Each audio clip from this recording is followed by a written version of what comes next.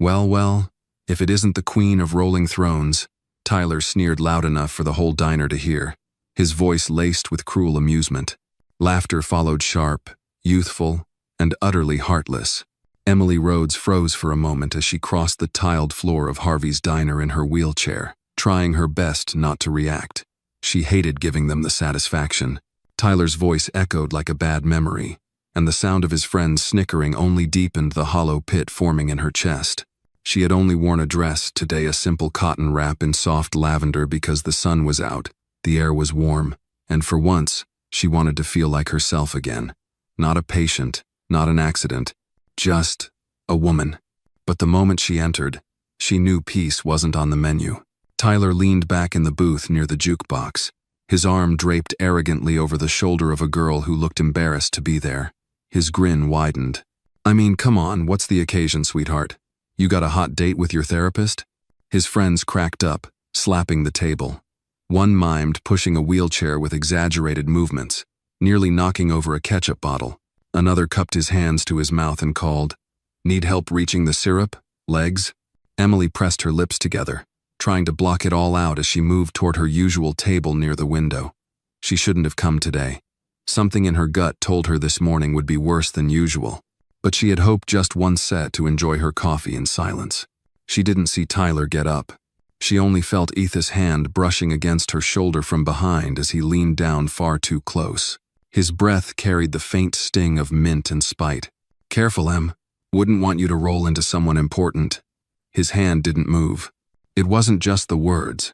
It was the way he said them, the weight of his fingers, the mockery twisted with threat. Emily flinched back instinctively. "Don't touch me," she shouted. The diner fell into a sudden, startled hush. Forks froze mid-air. Coffee sloshed in half-raised mugs. But no one said a word. No one stood. Not the elderly couple by the counter.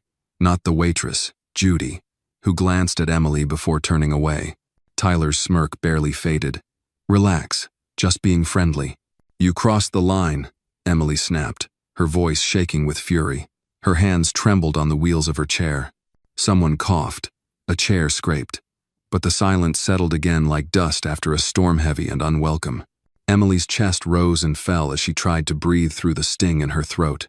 All she had wanted was a normal morning. A cup of black coffee, toast, sunlight on her skin. She looked around. Not one person met her eyes. If this scene made your heart clench even just a little, hit that like button. It's not just a story. It's a mirror. And sometimes, silence hurts more than words. Have you ever seen something like this in real life? Drop a comment below. Your voice matters because silence shouldn't win. Her phone buzzed in her lap. "Daniel. Hey, Em. You all right? You're usually more cheerful by now." Her fingers hovered over the screen. She could lie again. Say she was fine. That it was just another day. That everything was manageable, like always. But something inside her cracked. "Emily. Not today. Something's different. I think I'm done pretending." She hit send before she could take it back. And then she stared at the screen, waiting. Outside, the wind moved lazily through the American flag on the diner's front pole. The laughter at Tyler's table had quieted into murmurs. Her heart pounded in her ears. 3 minutes later, her phone buzzed again. This time, no words. Just a single location pin. Emily blinked, then looked up. Across the street, a matte black military van had pulled into the curb. Its engine hummed low and steady. The back door opened. One by one, 6 soldiers stepped out, boots polished, uniforms sharp, expressions unreadable. They weren't moving fast, but they were moving with purpose. Emily's breath caught in her throat as she stared through the window. Tyler still hadn't noticed, but he would. Soon, Emily sat frozen, her fingers still resting on her phone, the screen gone dark. Her heartbeat thundered in her ears, louder than the murmurs filling the diner. She tried to convince herself she was imagining it, that the military van across the street had nothing to do with her. But her instincts, sharpened by months of quietly surviving, said otherwise. Judy brought over her coffee. The cup rattled slightly on the saucer as it landed. Judy didn't say a word. Her eyes flicked to the window, then back to Emily, and for the first time in weeks, she looked uncertain. Outside, the soldiers hadn't moved from the sidewalk. They stood in a loose formation, shoulders square, boots neatly aligned. One of them wore a dark beret, his posture ramrod straight, face shaded by the diner's awning. Another adjusted his sleeves with mechanical precision. Emily recognized the calm tension in their movements. She'd seen it before in Daniel, just before deployment. Not aggression, preparation. Tyler was too busy basking in his own echo to notice. "Guess Wheels got herself in a twist," he said, popping a grape into his mouth. "She needs to learn to take a joke. Honestly, I'm doing her a favor. No one else is gonna talk to her." His friends chuckled weakly. The girl beside him looked down at her phone, visibly uncomfortable. Emily didn't look at him. She stared at her reflection in the diner window. The glass showed her silhouette against the morning light-thin arms, pale dress, wheels that had become part of her identity. She looked like a ghost. A ghost trapped in a body people either pitied, ignored, or mocked. But in that same glass, behind her own reflection, 6 uniforms stood like silent guardians. She reached slowly for her coffee. Her hands were steadier now. Her phone buzzed again. "Daniel, stay put. I mean it. Don't leave." She swallowed hard. There was no mistaking it now. The soldiers were here because of her, because of what she had typed in a moment of fragile honesty. A man pushed through the diner's front door. The bell jingled. Boots struck the checkered tile in a deliberate rhythm. The others followed one after the next. The diner fell into absolute silence, the kind that makes time slow. Judy stiffened behind the counter. Mr. Walters, the Vietnam vet, turned in his seat slowly. The old couple by the window held their breaths. The lead soldier stepped forward, his gaze scanning the room once, unhurried. Tyler straightened up slightly. Can I help you guys?" His voice had lost its usual arrogance. No one answered him. Instead, the soldier with the beret approached Emily. He removed his cap, tucked it under his arm, and said, "Miss Rhodes?" Emily looked up, startled. She nodded. "I'm Sergeant James Booker, ma'am. Your boyfriend sent us. He's en route, but he didn't want you waiting alone." Emily blinked. You're from Daniel's unit?" "Yes, ma'am. 5th Battalion. Fort Bragg." His voice was calm, professional, but there was a current of warmth beneath it. "We've been briefed. We're here to support you. That's not a courtesy. That's an order." Emily's throat tightened. I didn't ask him to do this." Sergeant Booker offered a small smile. "He knows. He did it anyway." Tyler scoffed from his booth. "Wait, is this some kind of weird military stunt? You can't just walk in and—" The second soldier stepped forward and cut him off. "Sir, we're not here to intimidate anyone, but we do take disrespect seriously, especially when it's aimed at someone who matters to one of ours." Tyler's mouth opened and closed, searching for bravado that no longer lived there. The tallest of the group, a woman with sharp blue eyes and a lieutenant's insignia, spoke next. "Emily, we're not just here because of Daniel. We're here because we've all seen what happens when people stay silent, and we won't be part of that silence." Emily's eyes burned. For weeks she had wheeled into this place and suffered in stillness. And now, without lifting a finger, the silence had been shattered not by her voice, but by the echo of someone else's loyalty. "I just wanted coffee," she whispered. "I know," Booker replied gently, "but what you deserved was dignity." Behind them, the diner stirred.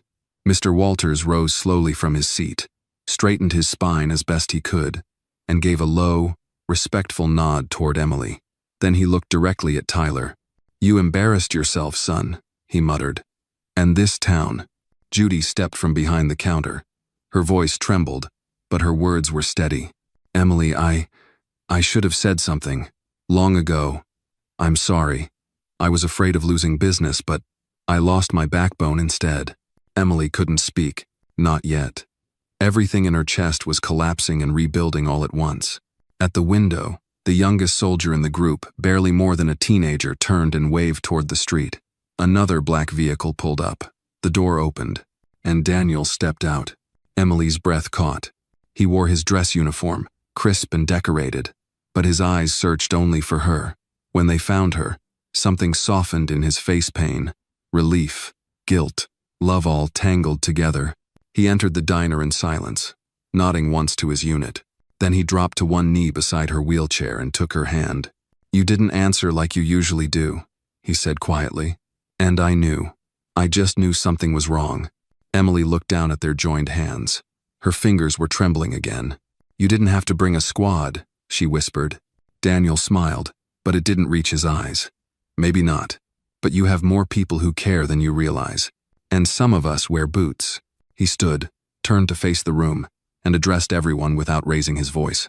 This woman has more courage in her pinky than most of us in this town have ever shown. She deserves better. From all of you. A pause.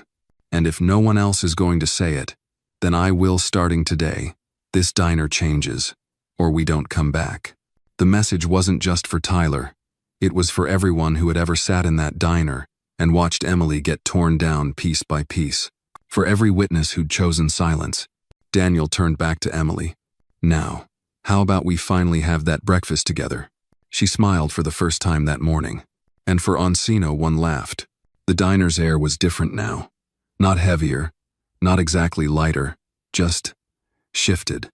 Like someone had thrown open a window after years of stale silence. Emily sat still, her hand nestled in Daniel's, her knuckles pale but her grip firm. He hadn't let go, and neither had she. Around them, people moved with hesitation, some embarrassed, some unsure. Judy was the first to break the fog.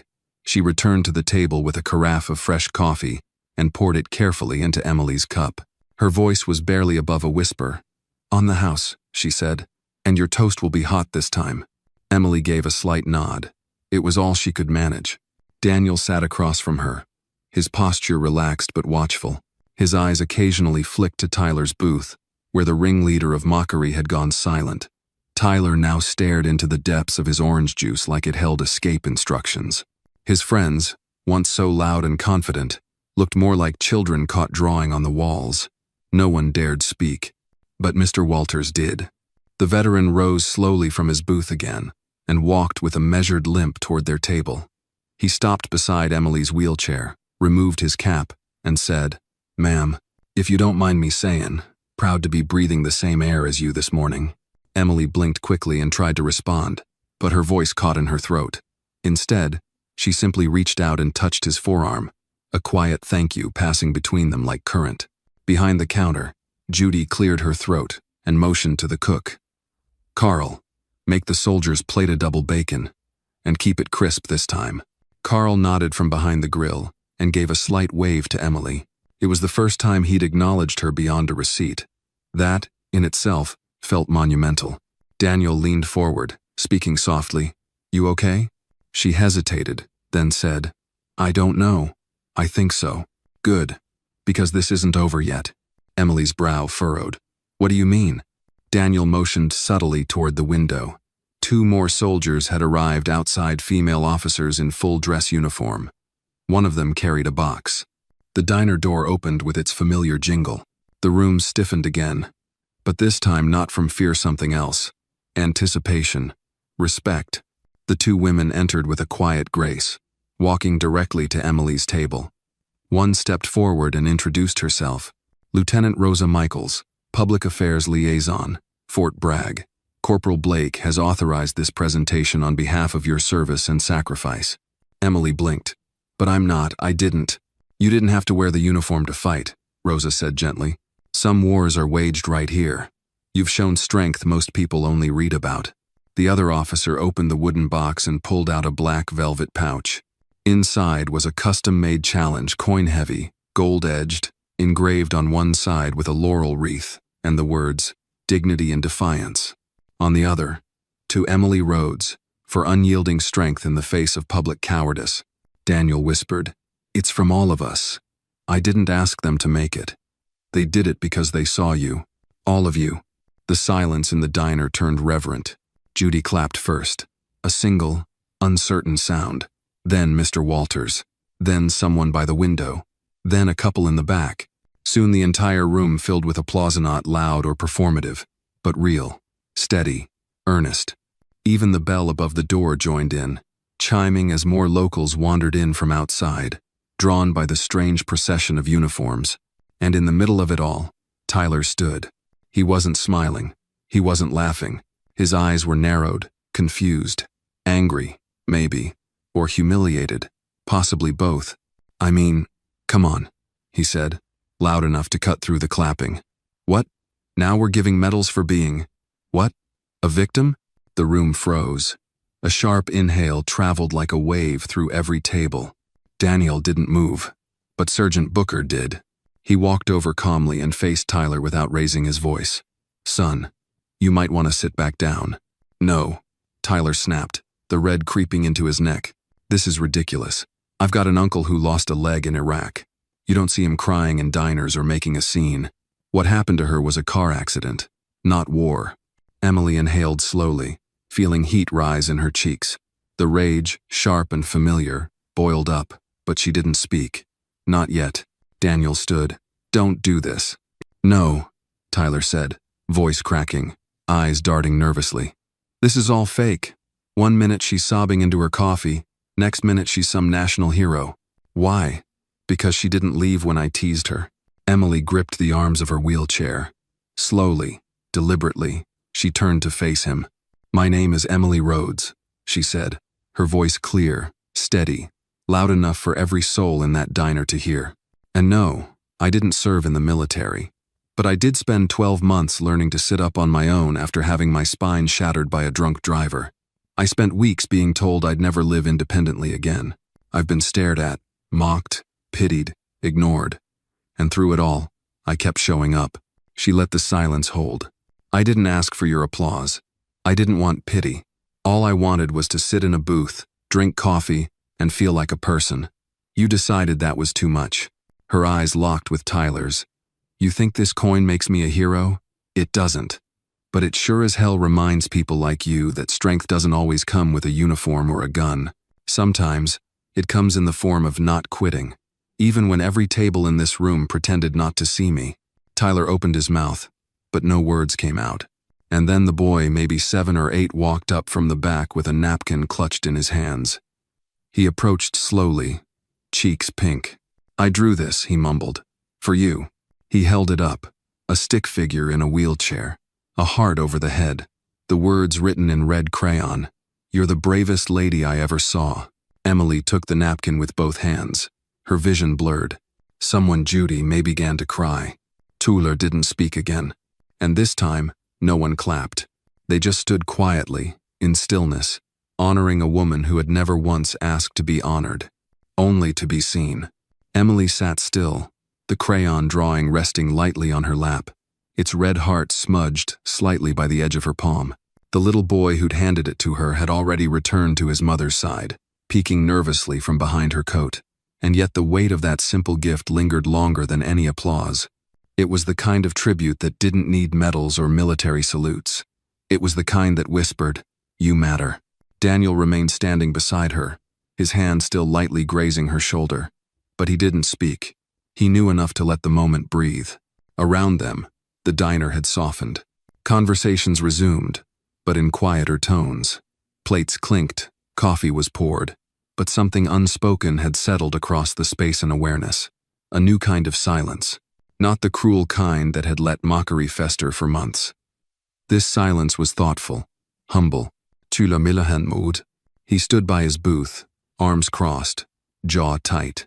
His friends had slipped away to the other end of the counter, feigning interest in muffins they weren't going to buy. The girl who had been sitting beside him was gone. And for the first time since he had walked into Harvey's diner, Tyler looked completely, devastatingly alone. Emily noticed it. She didn't pity him, but she recognized it. That hollow echo in the chest when the world stops looking your way and you realize maybe you were never really at the center of it to begin with. Judy broke the tension. She approached Emily and Daniel with a small plate in her hand. Your toast, she said softly, placing it down. Butter's fresh. I made sure this time. Emily gave a faint smile. Thank you. Judy hesitated, then leaned in.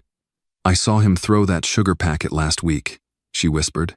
And the coffee thing. I saw that too. I just didn't want to get involved. I know, Emily replied quietly. You weren't the only one. Judy's eyes misted. I'm sorry. Emily didn't respond right away.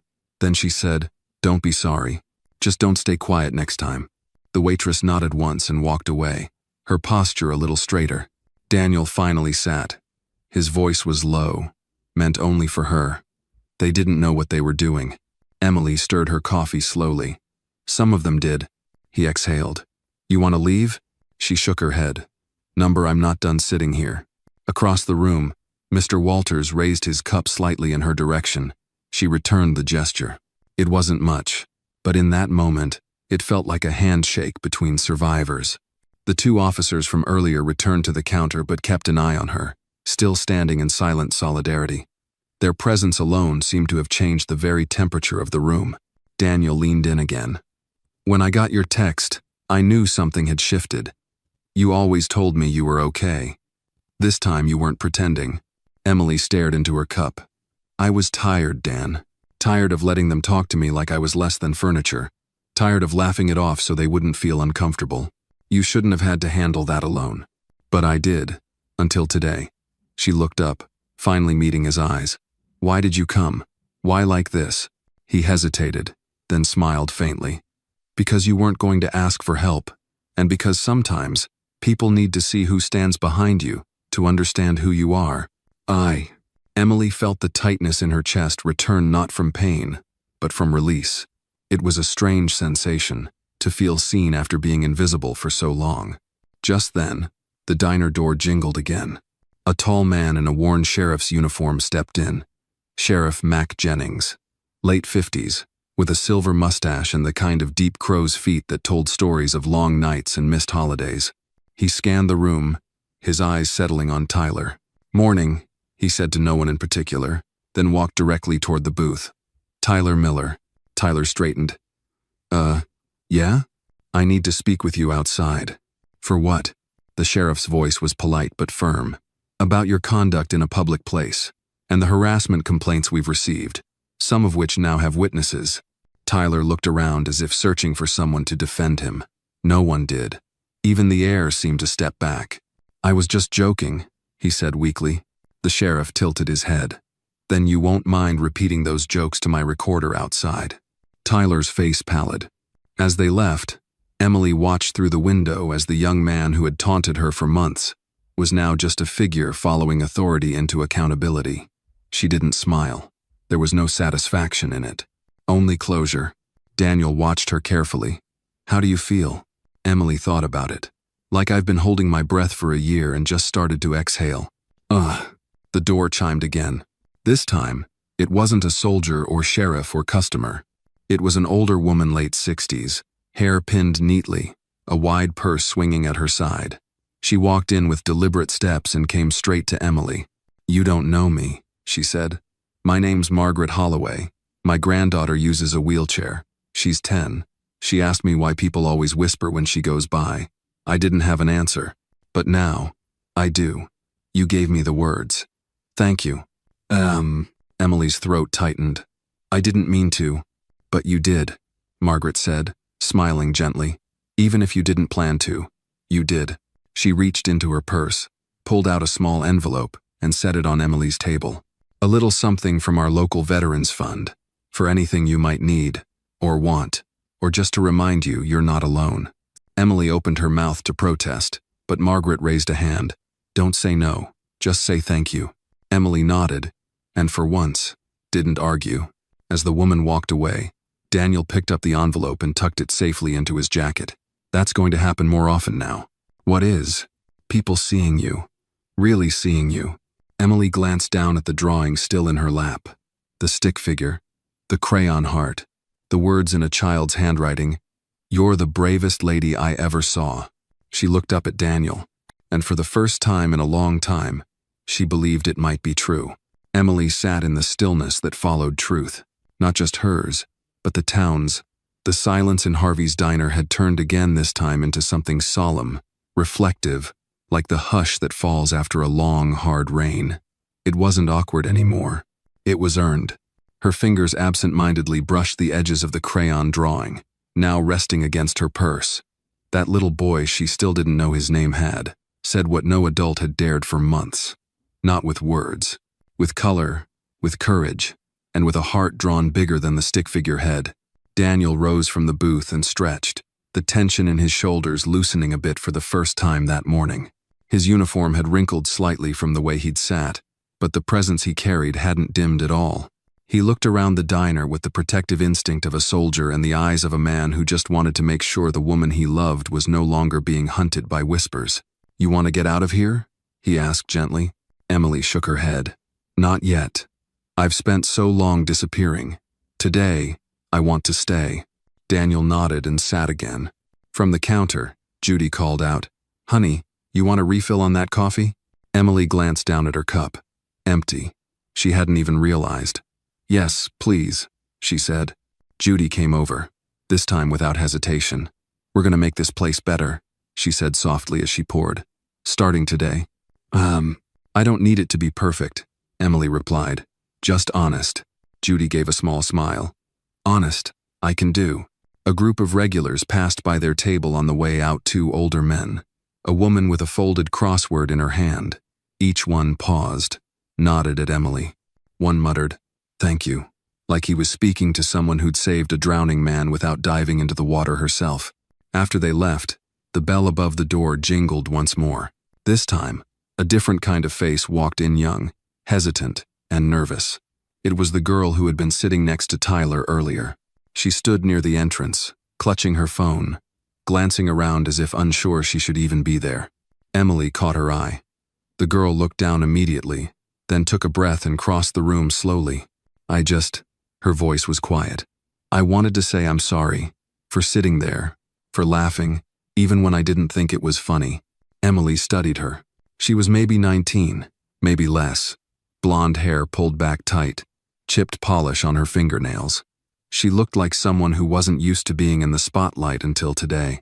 "I don't know why I didn't leave sooner," she continued. "I guess I thought if I laughed, no one would notice I was scared of him too." Emily nodded slowly. "You're not the first to stay quiet. But I don't want to be the last," the girl said. Then she reached into her bag and pulled out a folded sheet of notebook paper. "I wrote down what I saw, what he said, in case anyone needs it." Emily took the paper, surprised. "That's brave." The girl flushed. "Number this morning was brave. This is just me catching up." She turned and left without waiting for a response. Daniel watched her go, then looked back at Emily. "People are waking up," Emily nodded. "I just didn't think I'd be the one to shake them." You didn't shake them," he said. "You stood still long enough for them to see their own reflection." Outside the window, the sun had risen higher. The shadow of the flagpole stretched across the diner's parking lot, long and thin like a bridge between yesterday and today. People passed by and slowed their steps. Some looked in, some came in, but the air of the diner had changed, and so had its role. This wasn't just where Emily had been mocked. It was where she had remained. Daniel's phone buzzed. He glanced at it and frowned. "I need to head back in 20. I've got debriefs this afternoon." Emily exhaled, disappointed but understanding. "I figured. You were supposed to be gone already." "Yeah, well," he smiled. "Sometimes orders change." She reached for his hand. "Thank you, Dan, for coming, for bringing them." His expression turned serious. "You don't need uniforms to be protected, but sometimes it helps remind people what protection looks like." They stood together. Daniel helped her ease away from the table, and the diner collectively watched, not with pity, but with a kind of silent reverence. A few guests even moved their chairs to give her space, unprompted. She noticed. She nodded. As they moved toward the exit, Benny, the diner's owner, who'd stayed behind the scenes most of the morning, finally emerged from the back. A portly man in his 60s with a stained apron and eyes that seemed older than the rest of him. He met them near the door. "Miss Rhodes," he said quietly, clearing his throat. "I owe you an apology. I saw it, all of it, for weeks. I told myself it wasn't my business, that it wasn't worth the trouble to speak up." Emily looked at him, waiting. "But this place, it's supposed to be safe. For everybody." His voice cracked slightly. "And if I didn't protect you, then it's not what I built it to be. So, from now on, this diner protects its own, starting with you." He reached into his apron pocket and pulled out a small brass key. "We're installing a reserved table sign this afternoon. It's for you, anytime you want it." Emily smiled faintly. "I don't need a reserved table, Mr. Benny." "Maybe not," he said. But we need it. We need the reminder. She took the key. Outside, the breeze had picked up. The soldiers who had come earlier now stood at attention near the van, waiting for Daniel. He turned to Emily. I'll be back in 2 weeks. You better be. He kissed her forehead, then moved toward his team. As he reached the van, one of the younger soldiers saluted Emily from a distance. She returned it not perfectly, not formally, but with heart. As the van pulled away, Emily remained at the sidewalk. She wasn't rushing home. She wasn't hiding. She was simply standing there, alone, in her chair, in the light. And for the first time in a long time, she didn't feel like she needed to disappear. Emily sat in the town square just across from Harvey's diner, the breeze brushing strands of her hair across her cheek. The bronze statue of the World War II soldier stood a few feet behind her, casting a long shadow in the late afternoon sun. It had always been there, a silent symbol of duty and service, but today, it felt closer, more real. She hadn't planned on staying this long, but something rooted her in place. Maybe it was the quiet. Maybe it was the stillness after the storm. Or maybe, for once, she just didn't feel the need to rush back to being invisible. People passed. Some recognized her now, not with pity or awkward avoidance, but with nods, soft greetings, and the kind of eye contact that used to scare them. A few even crossed the square to speak with her directly. One older woman offered a slice of lemon cake wrapped in wax paper. "For your courage," she said, her voice trembling. "And because I remember when folks looked away from me too." Another, a high school teacher, came with a copy of the student newspaper. "We're writing an op-ed about standing up, about what happened at the diner. The kids need to learn what silence costs." Emily accepted both without protest. These weren't gifts, they were acknowledgments. Small, quiet reparations from a town learning to face itself. She rolled slightly forward to adjust her spot beneath the shade of the statue. A few feet away, the little boy from the Dinerte, one who'd drawn her picture, was now playing with his younger sister. Their laughter was light, unburdened, and pure. Their mother approached Emily a few moments later, gently touching her on the shoulder. "You gave my son someone real to look up to," she said, "and maybe you saved him from turning into someone like Tyler." Emily swallowed hard. "I didn't do anything heroic." The woman smiled gently. "Sometimes showing up is the most heroic thing of all." She left before Emily could reply. Later, as the sky began to shift toward dusk, Emily turned her chair toward home. The street leading away from the square was lined with small business hardware stores, a florist, the town's single-screen movie theater. Everything looked exactly as it always had, but somehow, it all felt different, lighter, less rigid. As she passed the florist, a young woman stepped out holding a small bouquet of daisies. "These are for you," she said quickly. "I saw the video. I've got a brother in the army. I just wanted to say thank you." Emily hesitated before taking the flowers. She wasn't sure what to say anymore when people thanked her. "I'm not a soldier," she replied, her voice soft. "You're something else," the woman said with a shy smile. "You're proof." "Of what?" "That courage is not always loud." And Emily blinked. That struck deeper than she expected. She continued her journey home, slowly, taking in the town like she was seeing it for the first time. There was a mural being painted near the community center, a tree with handprints forming the leaves. A new bench being installed on Main Street, near the library, labeled, "Reserved for Reflection." And even though no one had said it, she could feel the shift, like the entire town was trying to remember who they were supposed to be. That night, Emily sat at her apartment window overlooking the neighborhood park. Her phone buzzed. A message from Daniel. "Daniel, we showed the coin to the whole company. The colonel asked for your name, said he wants to use your story in base training for new recruits." Emily stared at the message. She reread it. Then again. She didn't know what to feel. Honored? Nervous? Maybe both. Her thumbs hovered over the keyboard. "Emily, tell him I'm not a cautionary tale. I'm just a woman who didn't roll away." Daniel responded instantly. "Daniel, exactly why he wants them to hear it." She smiled faintly, then leaned back and looked at the ceiling. Her apartment felt warmer tonight. Not because of the heater or the soft blanket draped over her lap, but because for the first time in a long while she wasn't carrying it all alone. Later that week, Benny called. He didn't ask how she was. He told her there would be a community meeting at the diner Saturday evening, and he wanted her there. "You don't have to say a word," he said. "Just sit at your table, the one with your name on it." She thought about saying no, but she didn't. Saturday arrived quietly. The town was unusually alive by sundown. Cars parked along every curb. Lights glowed from the diner's windows, casting soft rectangles onto the sidewalk.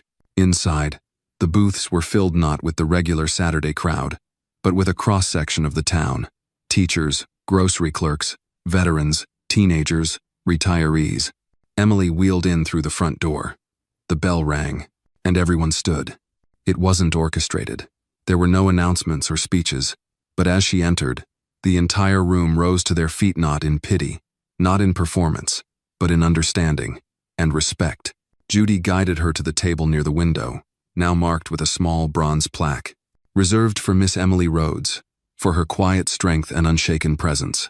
Benny gave a short welcome from behind the counter. "We're not perfect," he said, his voice rough with emotion, "but we're learning, and we've got a better compass now." Someone began to clap, then another, then the whole room. Emily's eyes welled. She didn't wipe the tears away this time. She let them fall. When the room quieted, she took a breath and spoke just loud enough. "I didn't come here today because I'm brave," she said. "I came because I wanted to be part of this town, and I stayed because this town finally chose to see me." The silence afterward was full and grateful. Somewhere near the back, a voice said gently, "We see you now, Emily." And this time she believed it. The days that followed the diner meeting settled into a rhythm. Emily wasn't used to a rhythm that included being noticed, greeted, acknowledged. Strangers who once pretended she didn't exist now called her by name. Parents nudged their kids to wave. Teenagers who once laughed behind her back now offered to open doors. It wasn't a miracle. It was slower, quieter, but it was happening. At first, she didn't know how to receive it.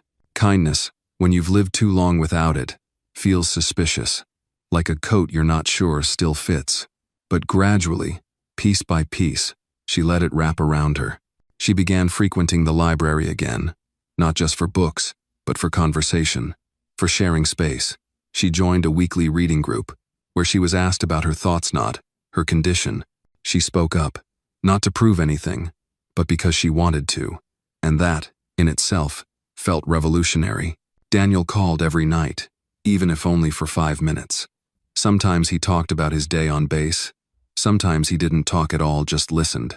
Their conversations were no longer filled with forced optimism or downplayed emotions. They were honest, restful, whole. One afternoon, as Emily wheeled through the park, she found a new mural being painted on the far wall of the recreation center. A tall woman with graying braids stood atop a ladder, working with deliberate strokes. The mural depicted a tree, its trunk made of interlocking arms, and its canopy composed of faces from the community, some real, some imagined. "You paint all this yourself?" Emily asked, tilting her head. The woman climbed down slowly, wiping her hands on her overalls. "Mostly. Folks help when they want to. You'd be surprised who wants to be part of something when they're invited." Emily smiled. "I used to avoid walking well, rolling past murals. They always made me feel not part of it." "As is," the woman chuckled. "That's 'cause you hadn't seen this one yet." She pointed to the far left side of the tree. There, freshly outlined in chalk, was a figure in a wheelchair. Not drawn as a symbol, not placed off to the side.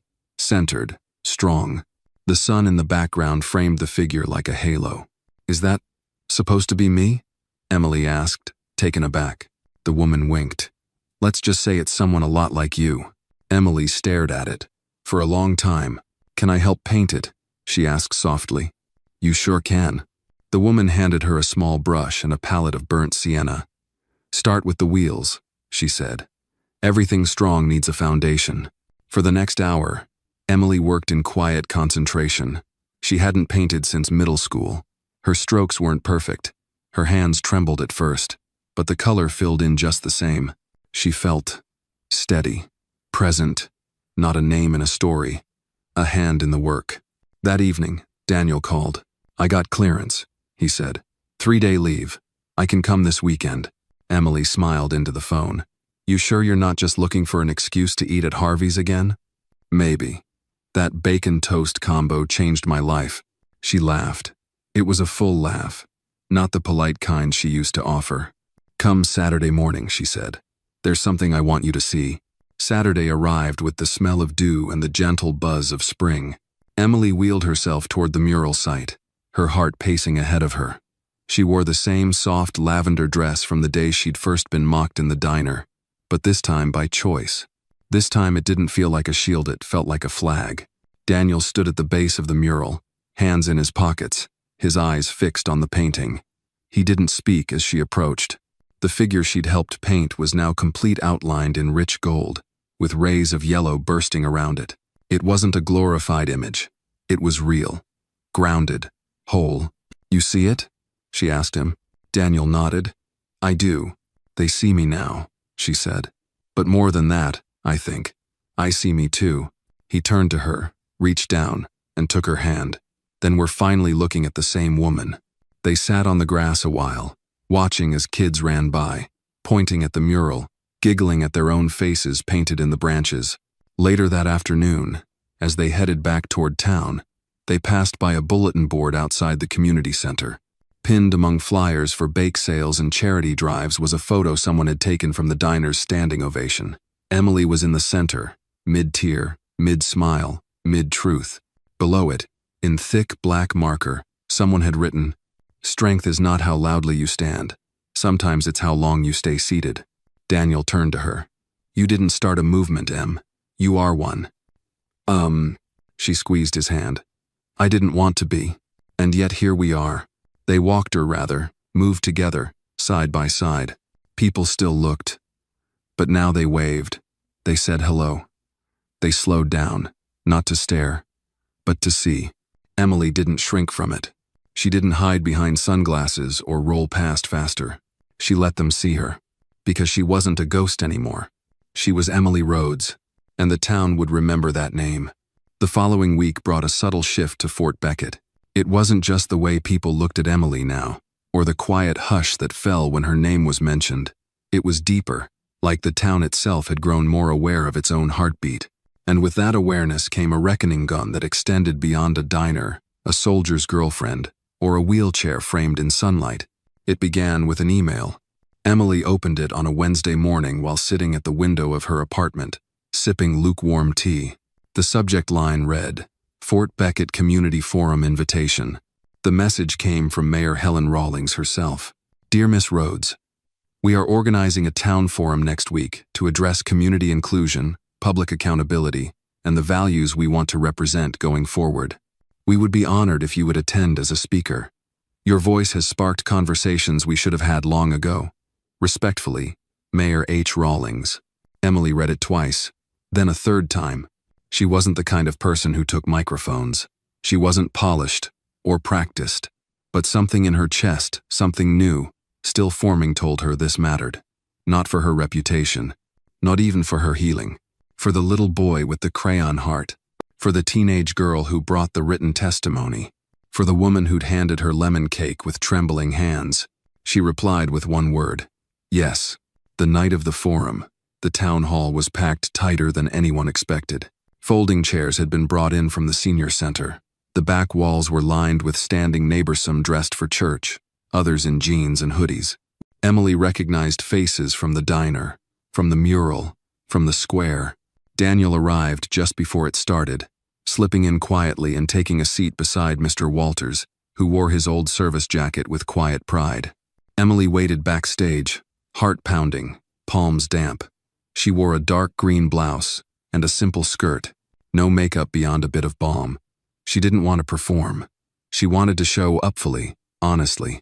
Mayor Rawlings stood first, welcoming everyone, her voice calm and warm. She spoke about change, about acknowledgement, about growth.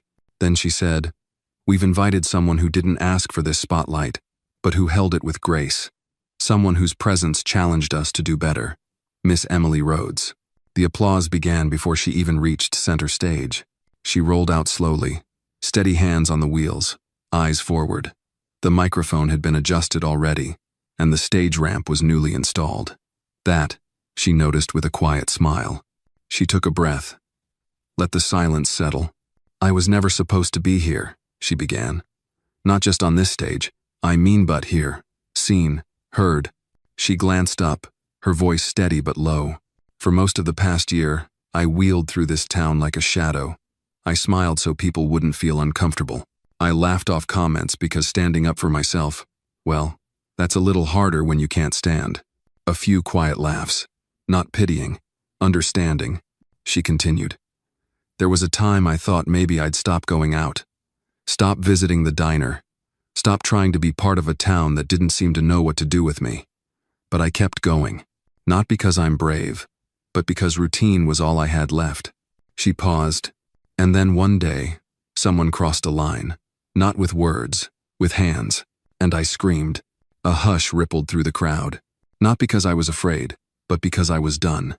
She looked up again, and that scream didn't echo into nothing. It landed. It landed in a diner full of people who had been silent too long. And from there, it changed something. Emily took a breath, slower now. Her fingers tapped the arms of her chair gently, grounding her. "You know the hardest part about being invisible? It's not the loneliness. It's the feeling that if you disappeared, no one would notice the space you left behind." Several people looked down at their laps. But something happened here, something I didn't expect. People stood, not just physically, emotionally. And now, I believe this town doesn't just see me.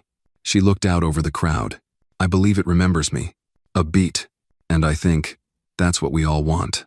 Not to be famous, not to be pitied, just to be remembered, as part of something bigger than ourselves." Silence fell again, heavy and warm. Emily smiled softly. "You don't need a microphone to make noise. Sometimes, you just have to stay in the room long enough." With that, she turned and wheeled back as the crowd slowly rose. No cheers. No clapping at first, just quiet standing, until one child near the front began to clap, tentatively. Then, another. The applause grew not thunderous, not frenzied, but true. Later that night, Emily and Daniel walked quietly through the park, street lamps casting golden halos on the sidewalk. The spring air smelled like grass and cottonwood. He hadn't said much since the forum, and she hadn't needed him to. Finally, he broke the silence. "You know, that wasn't just a speech, that was a testimony." She looked at him. "I didn't write it. I just said what was in my chest. That's what made it land." They stopped near the bench by the mural wall, the one now nicknamed Emily's Tree, by the kids who played soccer nearby. Someone had added a new detail to the figure in the wheelchair, a cardinal perched on the shoulder. Bright, red, bold. "You think it sticks?" she asked. "What?" "The change, the awareness, the respect." Daniel looked out over the square. "It sticks when people tell the story, when they live it, when they choose to stay even when it's easier to walk away." He reached for her hand. "And when they remind each other that bravery doesn't always look like a battle. Sometimes, it looks like breakfast alone, and not leaving." Emily exhaled, eyes lifting toward the stars just beginning to peek out overhead.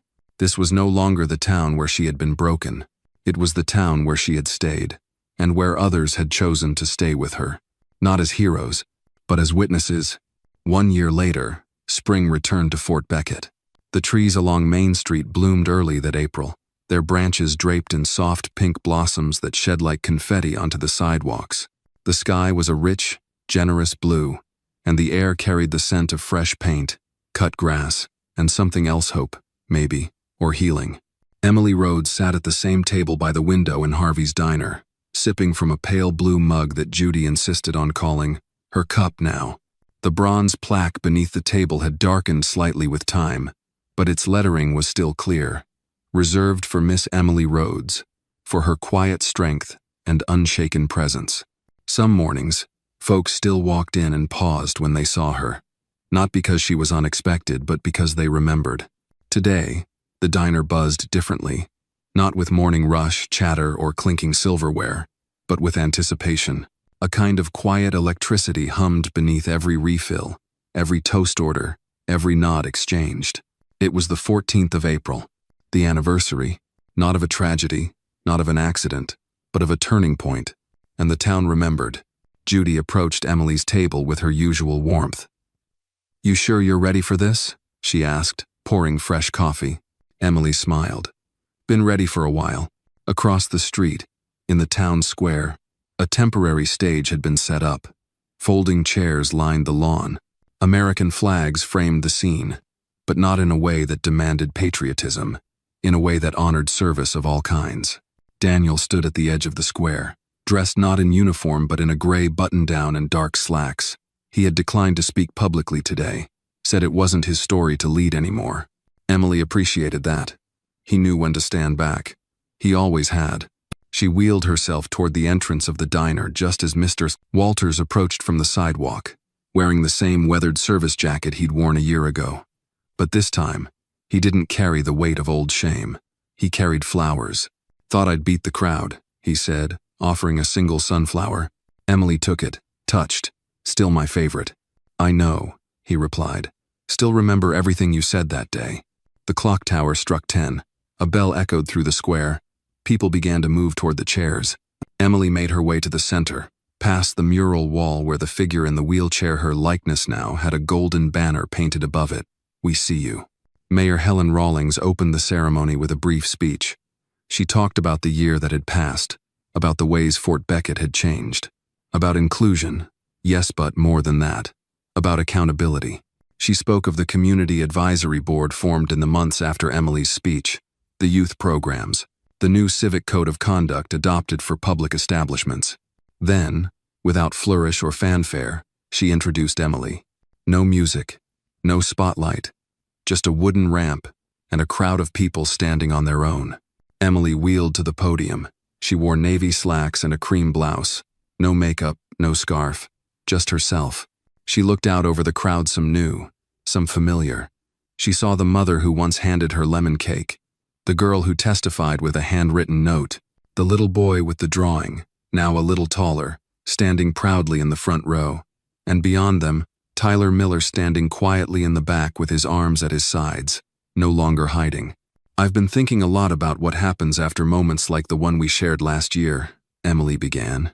You see, it's easy to clap once, to stand up once, to post a photo, make a statement, and feel like the work is done. She paused, letting her words find them. But the real work begins the next day, and the one after that. It begins in whispers we choose not to ignore, in jokes we don't let slide, in the way we look at each other, and the way we refuse to look away. She glanced toward the mural wall in the distance. I've often been asked what changed that day. The truth is nothing changed that day. It changed before it. In every morning I came to the diner, even when I wasn't welcome. It changed in every silent witness who eventually found their voice. It changed in you, all of you. The moment you decided to stop watching and start standing, a soft breeze moved through the crowd. I'm not a veteran. I didn't fight a war, but I did fight to be seen, to matter.